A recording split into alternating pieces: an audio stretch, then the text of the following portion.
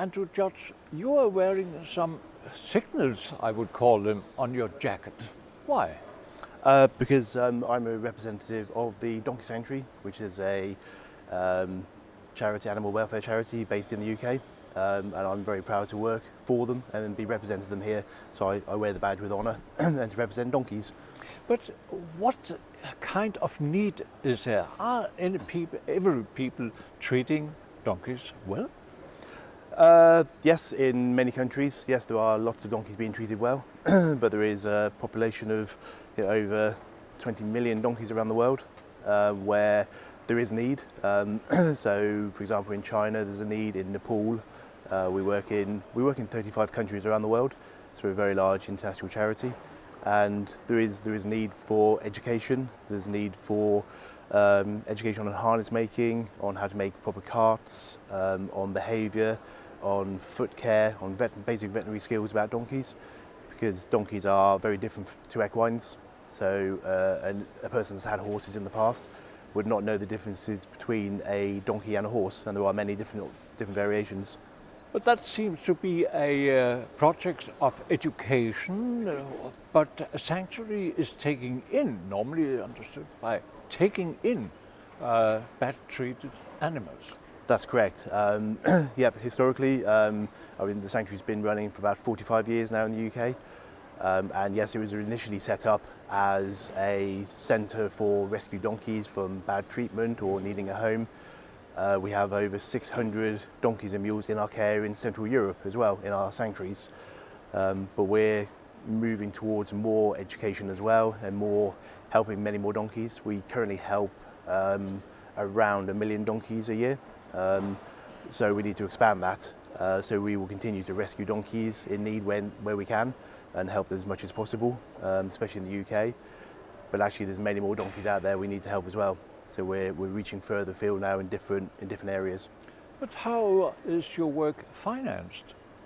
All of our work predominantly is financed by public donations or public legacies in the UK. We also fundraise in Spain, Italy and Cyprus to pay for our local projects, and we get grant funding as well from organisations. In especially Southern Europe, it's said to be worse than in the northern part of Europe.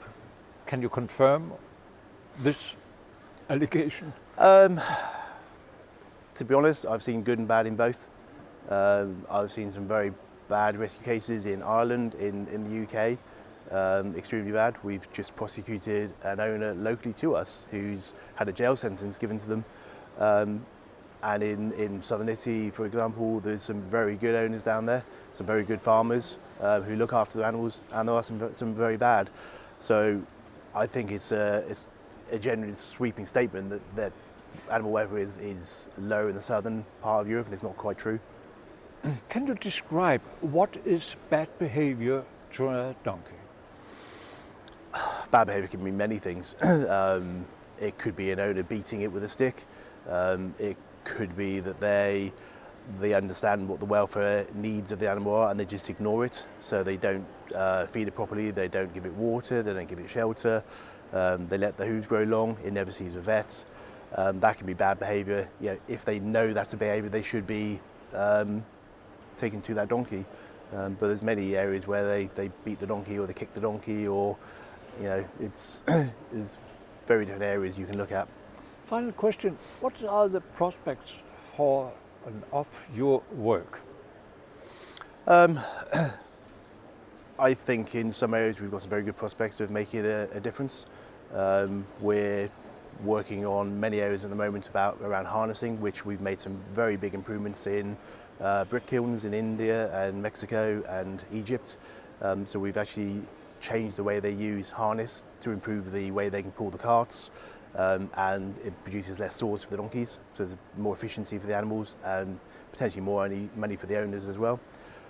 We're looking at feral donkey populations around the world where there are distinctive problems, especially in northern Brazil.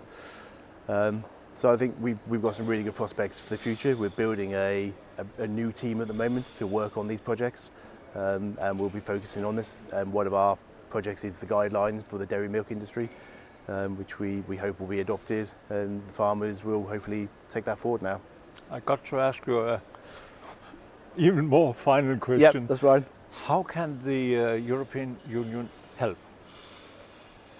Yeah, I think the European Union can help us by, similar to the Removing the Blinkers campaign, they've looked at that, they've realised there's a gap in the legislation or the guidelines for equines, and I think it's looking in the same way where you have legislation for the way that you look after production animals, such as sheep and pigs and goats, but there's nothing at all for donkeys or equines, and I think if they can help us fill that gap and publicise the guidelines and hopefully implement the guidelines, that would be a big step for us and help all the donkeys in Europe.